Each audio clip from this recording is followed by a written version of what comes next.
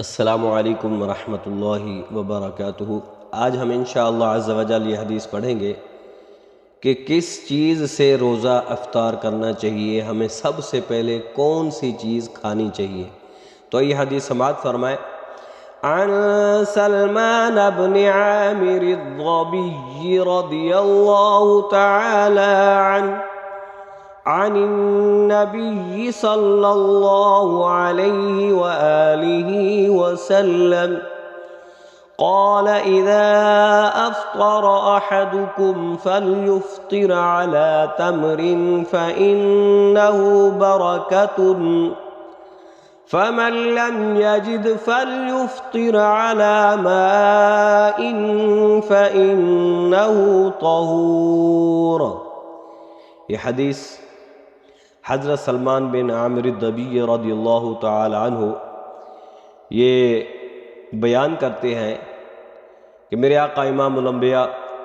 رسول اللہ صلی اللہ علیہ وآلہ وسلم نے ارشاد فرمایا،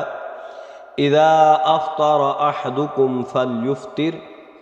جب تم میں سے کوئی بھی روزہ افطار کرنا چاہے تو پھر فل یفطر علی تمرن، اس کو چاہیے کہ وہ کھجور کے ساتھ روزہ افطار کرے۔ اب میرے آقا کا یہ فرمان ہے کہ جب بھی تم روزہ افطار کرو، روزہ کھولو تو کھجور کے ساتھ روزہ کھولو۔ آگے فرمایا فمن لم یجد فلیفطر، اگر کھجور میسر نہیں ہے، کھجور موجود نہیں ہے، علی ماء فإنہ طہور، تو پھر وہ پانی کے ساتھ جو ہے روزہ افطار کرے، کیونکہ پانی جو ہے یہ پاکیزہ چیز ہے، یہ پاک چیز ہے۔ تو اس حدیث سے میرے آقا امام الانبیاء حضور علیہ السلام کے فرمان کے مطابق ہمیں جب روزہ افطار کرنا چاہیے تو سب سے پہلے کھجور کھانی چاہیے، اور کھجور برکت والی چیز بھی ہے، سنت بھی ہے، اور کھجور میں اللہ رب العالمین نے اتنی طاقت رکھی ہوئی ہے کہ سارے دن بھوکا جو ہم رہتے ہیں، جب شام کو ہم افطاری کے وقت کھجور کھاتے ہیں تو کھجور کے اندر جو طاقت ہوتی ہے وہ انسانی جسم کو